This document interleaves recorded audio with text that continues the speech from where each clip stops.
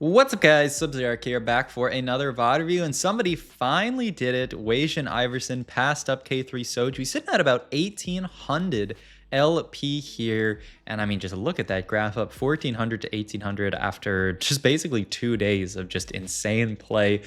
WasianIverson, I would say, is one of my favorite TFT players to watch. I feel like he's someone who he always wants to be that perfect TFT player. I think one of his stream titles last set was like perfect TFT robot tries to hit rank 1 or something like that. Like, he is always making sure that he has all these different options open. He's always considering all of his different outs, what makes sense for different lines. We did the VOD review of Wasian not too long ago, where he talked about the idea of in the Dominator line, you really want a fast 9, so Ziggs 2, and Ziggs 2 is just a solid unit. So why do you care so much about Silco when you could play more around like the Ziggs unit instead, which makes so much sense when you think about it. Start off here with a pretty decent opener here, the Darius plus the Draven. We check our Academy item, Hodge, Warmogs, looks pretty nice for those first couple. It's not amazing, but not horrible. We also have the Singed pair that we'd like to hold on to. Could think about selling off the Maddie and the other. Yeah, I mean, I think this is pretty reasonable. He's even thinking about selling the Leona here, which is kind of surprising to me. All right. First augment here, Lone Hero, pretty hard to take in this spot. We don't have any kind of, we have half of BT and that's it, no tears, no rods, so this seems like a pretty easy reroll. Beggars can be choosers, whatever. Called Shot is not one that I'm generally that excited about, just because if you ever lose a fight, you are down almost an entire augment. I guess you get the 4 gold for it. You get 3 more from Beggars though. But I mean, certainly we start off by rolling Lone Hero, I would say, for sure. I mean, I guess we have an okay opener for Called Shot. It's just, I mean, what Wasian's doing here, and this is what really good TFT players do, he's actually, yeah, he's scouting for the Called Shot here. He's saying, how strong is this lobby actually? Do I have odds of win streaking from this spot? Because there are a lot of people that he is going to beat. There are people, though, like this, me, Mr. Kian here, who has a Zeri 2 that he's never going to be able to beat. So unless he hits some really good upgrades, but he's looking at it. Diversified portfolio, pretty weak as well. Obviously, it gives you the 1 gold, and it's going to end up giving us like 1 per round if we can get Pit Fighter in. So it's kind of an interesting question. Do you want to take Called Shot here? How confident are you that you can win streak from this spot? I mean, if we want to make something, it would have to be Gargoyle onto the Darius too. He's going to go for it though, which is a bit crazy to me. But yep, Gargoyle Slam comes out, put the bow here onto Draven, and it's a Called Shot start here. We fight Spanish Setsuko from the start here. This is actually really good for us because this guy has a Chem Baron +1, so we're always going to be beating this guy. So this is at least our first win with Called Shot. How many rounds until Called Shot outpaces? I mean, every single round that we win, we're obviously outfacing what Diversified Portfolio would be. I don't know, this is such a cool augment, and I think one that a lot of people really rate pretty lowly here. We have a Swain now who I feel like we want to get in onto this board. So yeah, he's actually just gonna pivot off of the Draven and then play this as our board, just to fit Watcher onto the board. You also, ooh, look at this, the double level here for the Steb 2. Yeah, just saying I need to be as strong as possible when fighting this guy who we're a good bit stronger than. Kind of interesting. I mean, yeah, he's just trying to play his strongest board this entire time, right? Because we'd love to hold the Draven and potentially get to like a 4 Conqueror setup, but getting the 6 streak is most important. Once again, every single round. I mean, at this point, Called Shot has already outpaced, ooh, level 5 Heimer already. Our items are pretty awkward for it though, like really awkward for it, but I wonder if we can play around it. He is going to get in Bruiser here just because it's a big upgrade onto this board. We'll hold on to the Heimer for now, see what we end up getting.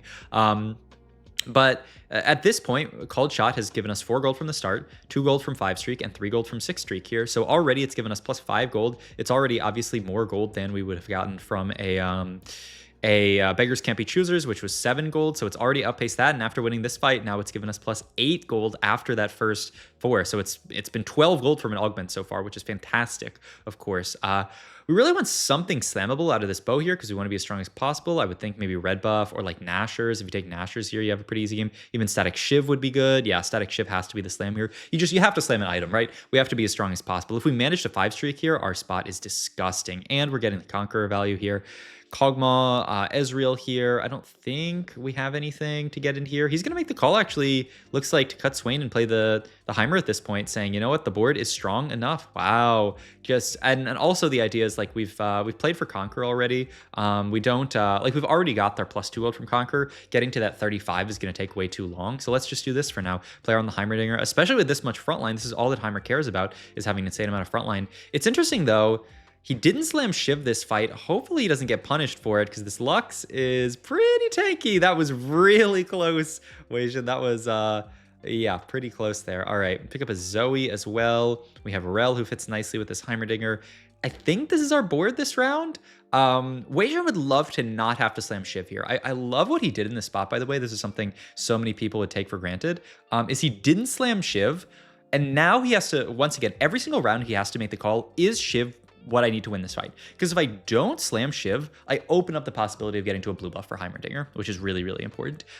So do we think we can win this fight without Shiv? This guy's board looks pretty strong. This, the Sunfire here is a really scary slam. I wonder he is going to make it. Yeah, I think I would make it too in this spot just because I'm way too afraid that I would end up losing this fight. I think we should certainly win with the Shiv here. Yeah, but I mean, our units got pretty low here. I don't know. Maybe it's an overslam here in this spot, but I think I agree with Wajan that I would definitely make that slam there just because I'm afraid. I'm so afraid of potentially losing our streak here. But look at this on the 9 streak with Called Shot. I mean, Called Shot at this point has given him, what, plus 18 gold, I think, from a silver augment. This is like better than a reigning gold at this point, which is crazy. And just wild that Wajan saw this angle here. This is something I think Wajan is so good at understanding, like how he can win streak with like just an okay board. Ooh, this is shocking to me that he would actually sell all this stuff off because it decreases his possibility of playing for Academy Opener later. We are going to get this Visionary in here, but continue to play the Bruiser. It's going to make Guardbreaker because it's our best slam here by far. Nothing else that can really be slammed here, and we're just going to keep sitting on this board.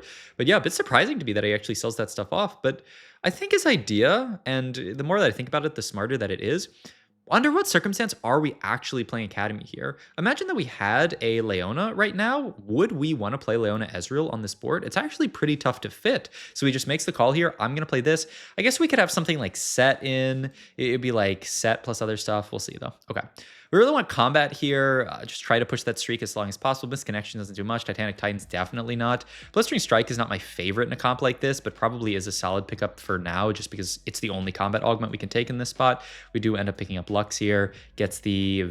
Ooh, he's thinking about this Vex in here for 4 Visionary. I mean, I do really want to fit 4 Visionary. I mean, don't you just level for the Vex in this spot, actually, unless you think that... you don't even need to. I think if anything, I would just level for the Vex here. You still get to make 20 gold. Yeah, it's a big spike. Looks like I think Wajan's gonna make the call here. I'm strong enough. The boards I'm fighting are weak enough. Who needs to even do this level, right?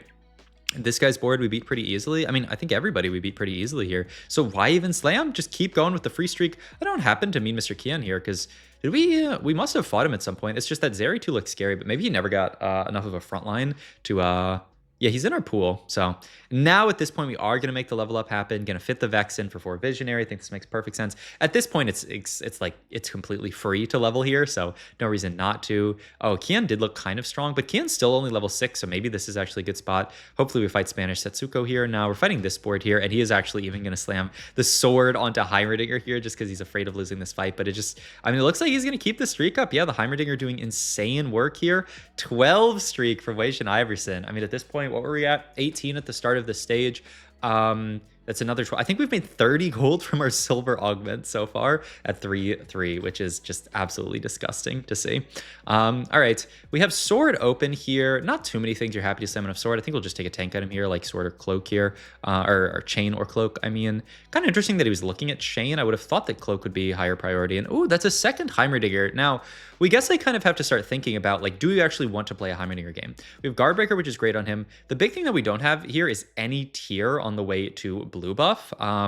We've talked before about how Adaptive Helm is not too bad onto Heimerdinger as an item. Shojin, not great. Obviously, you really want to play for that blue buff potential onto Heimerdinger because he's 40 mana. He gets a ton of value out of it. But I mean, I think in Wajan's spot, he might have to consider it. This finally might be the end of our win streak. Lone Hero Lux is just so gross. So finally we lose. And Kian also win streaking. So maybe we're going to lose our streak regardless at some point here. But okay. We finally lost our augment. Whenever you do lose your streak, you do kind of lose your augment here. Upside, though, is that we're in a spot where we, like I said, I think we got 30 gold out of our silver augment. He's going to stick onto his current version of the board. Oh, actually, he accidentally...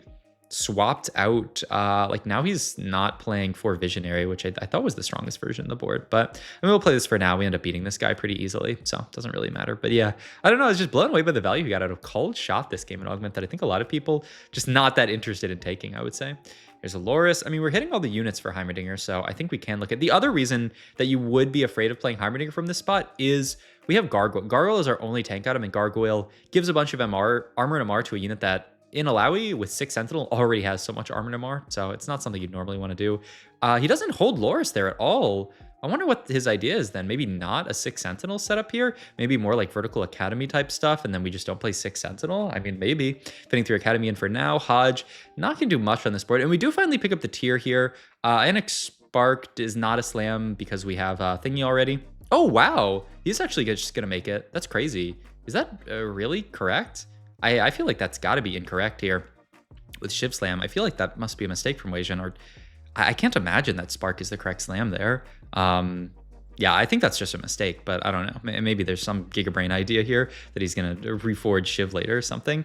All right, Academy Crest, a pretty easy pickup in this spot. His other options are not amazing as well. Now he can really, really accelerate his board, and I'm just interested to see what he plays. Elise 2 going to fit onto this board here. Yeah, not your normal unit that you would fit too often onto this board here, but now that he's got Heimer 2, it might just be on the way for 9.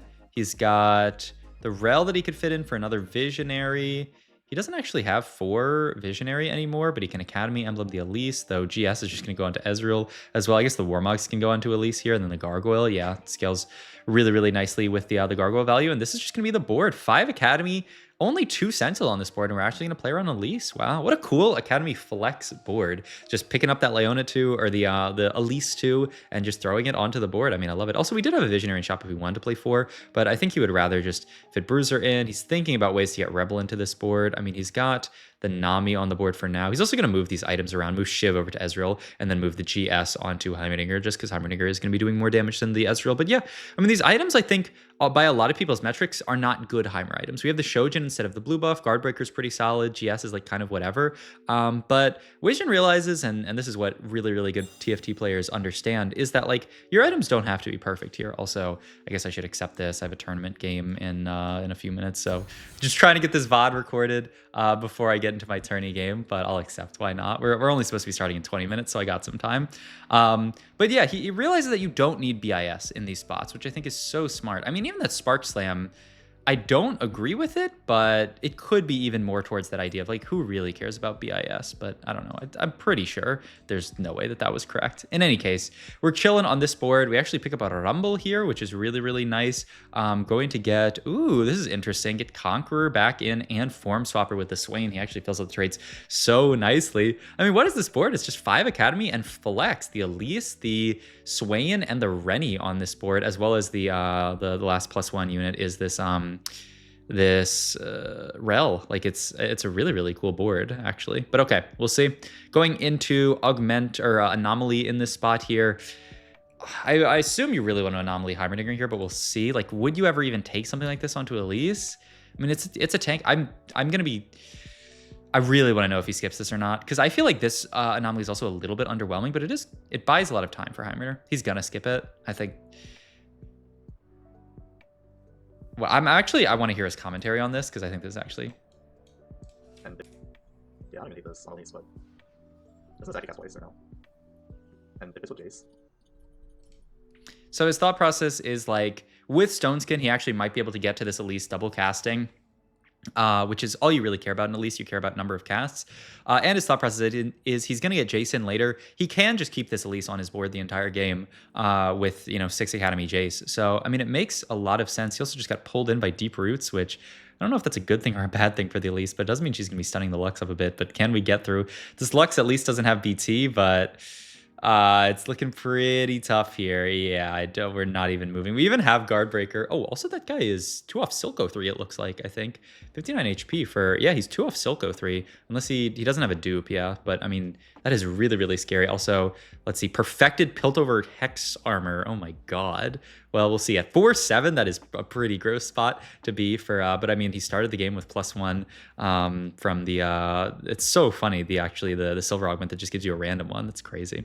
right, finally pick up the Nunu, who gets in here for another Visionary. Going to make that GS here, quite reasonable, onto that guy. Going to, at this point, say, okay, we can get out of, we don't need, 3 Visionary on this board, so we can play a Rumble, which is nice, though. He's going to get it back in for Conqueror here, just because, I mean, we are 6, it's pretty greedy. We're 6 stacks off. It's also just maybe a stronger board. But we're 6 stacks off of getting 5 gold from Conqueror, which is something. But yeah, I mean, at this point, we're just fast 9. I mean, his thought is like, if we can win this fight and get the last few Conqueror stacks, and he actually, he's 1 off. He's so sad, actually. He's 1 off, 34 stacks. He really wanted to hit this round, sell that, and then just push levels here. But now his spot is rough. Oh, and the Spanish Setsuko guy died, which means, I mean, he's not, potentially winning the lobby anymore. Gonna hold on to the extra Heimerdingers. Jay's huge in here. We're gonna immediately get that in over the Svein on this board. And I guess you could just throw a +1 on this board. It's gonna be Rumble plus the Corky here. Get Scrap in. Also, the Spark fits nicely onto Rumble. So yeah, I mean, these items all look really, really good. The Spark ends up, being a perfectly serviceable item on Rumble. I still have to imagine it was a mistake to build Spark Shiv, but I don't know. Maybe there's something he knows that I don't know. All right, we just barely lose this fight to Phoenix. That was a 5 gold diff. We could have rolled a little bit better and hit something better, surely. There's Rumble 2, which is really nice. So at this point, we're going to look at moving Academy Emblem over. Ooh, look at this. Oh, look at that. That was so, so nice. Use the making Rumble 2, use the 3 Academy items to pop off our items from Rumble, save the remover, and then we just throw Academy Emblem onto this Rumble, put Hodge plus GS onto him. Wow, that was beautiful, actually. Making sure we have BIS items onto Rumble is actually huge here, so that was actually just genius. That was genius from WasianIverson there. That was beautiful. All right, he does see the Archangels, which would look really, really nice on Heimer. We're looking for a 3rd Heimer item just because we moved all our other items off of him, and we do grab it here.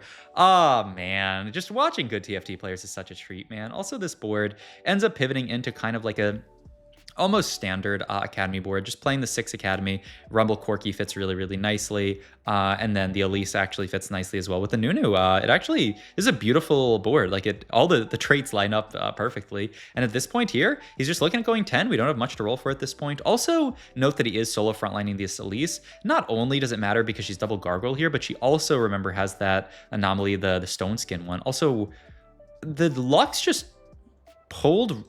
Can we look at that again? Lux pulled in Rumble, and I think Rumble just killed Lux in the back line. Wait, that's so funny. The Deep Roots Lux just pulled in the Rumble, Deep Roots being the Lux anomaly here, and then the Rumble just said, okay, I'm not locked in here with you, you're locked in here with me, and just 2-shot the Lux with the Rockets. I mean, it's actually a pretty bad matchup for the Lux if his...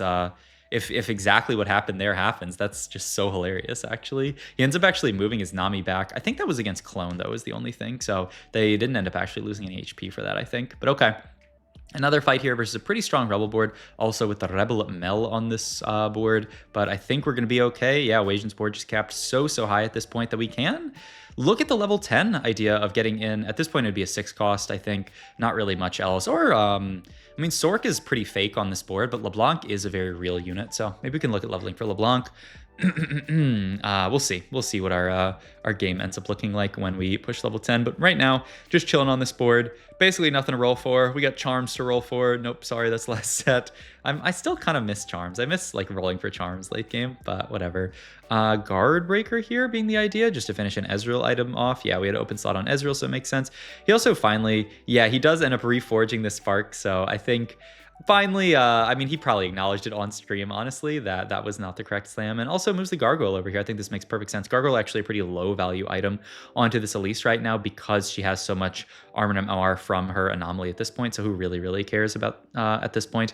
We are fighting a Victor here, and our Elise got thrown through the portal there. I mean, that's a Victor diff for sure. We would have won this fight had they not had Victor. But that's okay. We'll get a Victor of our own sooner rather than later, hopefully. Maybe after this carousel, we can push 10. Sack 2. We're 32 HP, so there is a real world here where we do end up actually like losing fights, and yeah, I mean, at this point he's actually gonna make the call to roll, move items over to Corky. He thinks it's just a bit better than the 6 Academy Ezreal.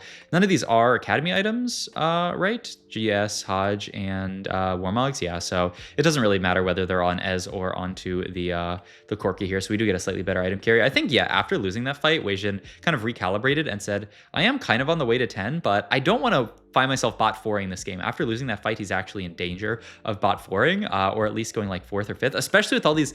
Wow, wait, that's actually so smart to realize, and I'm sure Wasian did realize, there's all these Mels in this lobby, and Mel actually changes the texture of the lobby a lot. We know all of these people are going to be living at 1 HP with their Mels that have cast 12 times, so we have to play completely differently. Also, look at this swap here, just making sure our Elise is on the far right and making sure the Rumble gets pulled.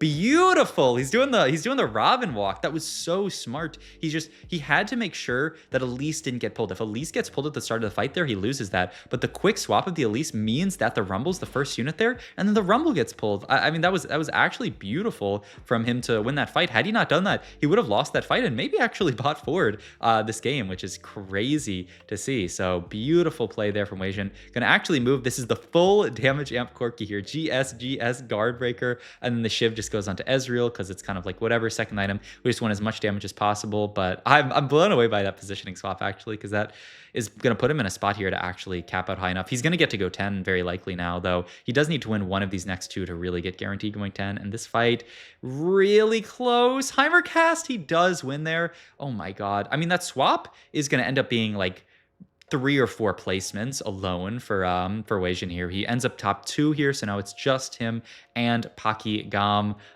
So sick actually. Yeah, he can't really make it to level up just yet. He needs one more round. But at 16 HP, it's pretty unlikely that he'll die here. So that's pretty good news. He's still thinking about making this last second swap. Paki realizing actually, and so he's like cornering all of his units just to try to make sure that the Rumble doesn't do exactly what he's been doing. Actually, is it successful? Rumble doing a lot of damage. One more cast onto the Lux.